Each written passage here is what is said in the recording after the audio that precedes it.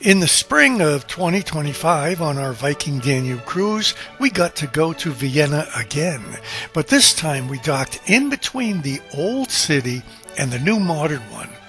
We had to take a bus from the boat to the central areas, and later on when we went in on our own, we just grabbed a cab.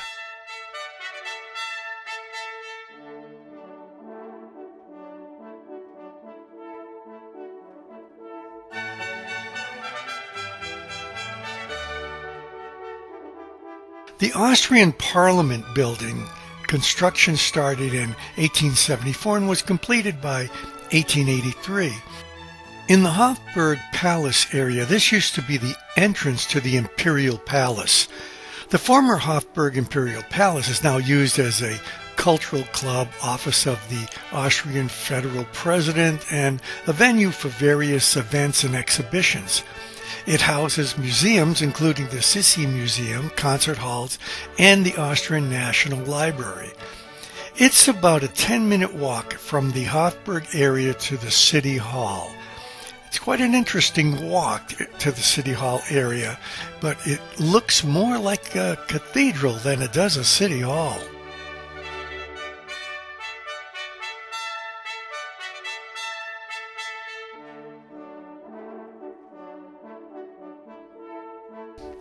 This neo-Gothic building was built between 1872 and 1883. All city functions were moved here in 1885. It has over 1,500 rooms and 2,000 windows. Before this city hall was built, the city council met in the old city hall. If we saw it, I do not remember, but it was considered too small for the growing city. This is the Berg Theater, which is across the street from the City Hall. It was opened in 1741.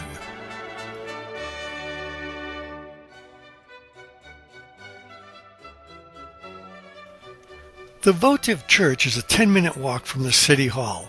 The church was built after the attempted assassination of Emperor Franz Joseph in 1853. The emperor's brother, the Archduke Ferdinand Maximilian, inaugurated a campaign to create a church to thank God for saving the emperor's life. Funds for the construction were solicited from throughout the empire, so he didn't build it with his own money. The church was dedicated in 1879 on the silver anniversary of Emperor Franz Joseph and his wife, Empress Elizabeth. From 1558 to 1806, Vienna was the seat of the Holy Roman Empire. From 1806 to 1918, it was an imperial city and the capital of the Austro-Hungarian Empire. However, in 1918, after World War I ended and the Habsburg dynasty ended with it, it became the capital of a smaller Austria. In between the Art and Natural History Museum, you can see German World War II anti-aircraft towers. Back at the Hofburg Palace, which was built as the Habsburgs' Winter Palace, you can see the Sissi Museum. Also, it's through here that you get to the shopping area, the Roman ruins, and St. Michael's Church.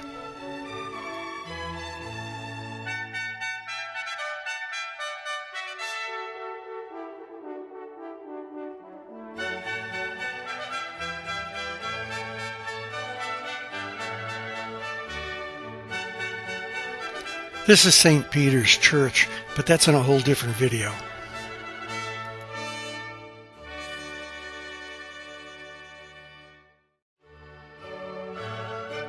Notice the difference in the design here. That's because they were built at different times.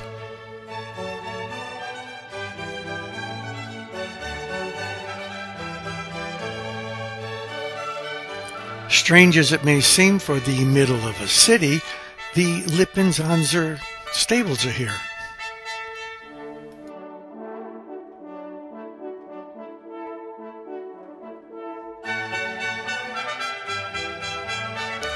The Franciscan Church in Vienna, also known as the Church of St. Jerome, is a Roman Catholic parish church located in the heart of Vienna's first district. It's known for its unique architectural style, featuring a Renaissance exterior but a stunning Baroque interior. In 1589, after prolonged negotiations, the municipality of Vienna ceded to the Franciscans the empty convent of the Penitents, which had been built from 1383 to 1387. The church houses the oldest organ in Vienna. The church also faced war damage and needs ongoing renovation still, and particularly in the roof, the facade, and the interior. Relics of St. Jerome are housed here. There's also a reliquary of St. Hilary. She was the mother of St. Afra of Augsburg, Austria. She and her 3 maids were burned alive at the tomb of St. Afra. On a lighter note, there's great pastry behind that scaffolding. While I waited for shoppers, I went to the cafe. I highly recommend it. In 1679, the bubonic plague struck the city, killing nearly a third of its population. Then, in the summer of 1683, Vienna suffered a second Turkish siege.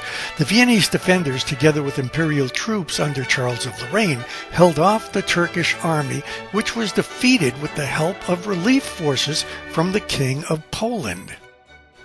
This is outside St. Stephen's Cathedral. There's a whole nother video on this. But there's always something going on outside around it. I have no idea what these people are doing. I guess this is AI. I wonder if they ever see the actual building. These posters that are on the outside wall shows the destruction and reconstruction after World War II. The Reformation that swept through Europe during the 16th century challenged the authority of the Roman Catholic Church. The Peace of Augsburg, signed in 1555, recognized the right of Lutheranism to exist, but decreed that the regional princes were to determine which form of Christianity their subjects must follow. But because the Viennese were required to remain Roman Catholic, many who had become Protestant had to leave the city. It was during this period that new fortifications were built to replace the medieval city walls, and the Hofburg was enlarged with additional new courts. Johann Strauss II was born and lived much of his life here.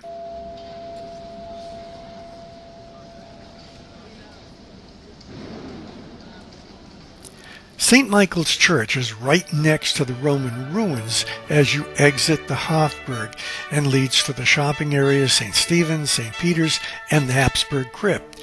St. Michael's is one of the oldest churches in Vienna and also one of its few remaining Romanesque buildings. In its more than 8th century history, there have been many renovations of all different architectural styles. There are many relics here, including the skulls of St. Cosmas and Damian. Even with all these amazing churches, and Vienna being the seat of a Roman Catholic archbishop and a Protestant bishop, 2/3 of the city's population are Roman Catholic, and only a very small percentage Protestant. A considerable number of citizens profess no religion.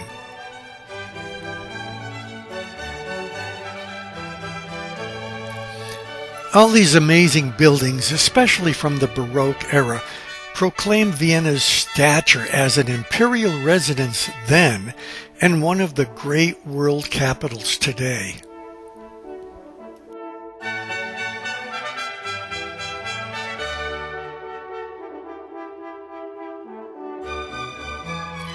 We pretty much ended our trip to Vienna at the top of a store in the shopping area, the Sky Cafe.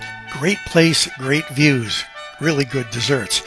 It was Easter week when we were there, and they take it extremely seriously. They have a huge and very creative egg decoration market. And yes, we bought some home, which we will set up for next Easter. We were extremely lucky to have been able to come into Vienna 3 times in 2 years in one lifetime.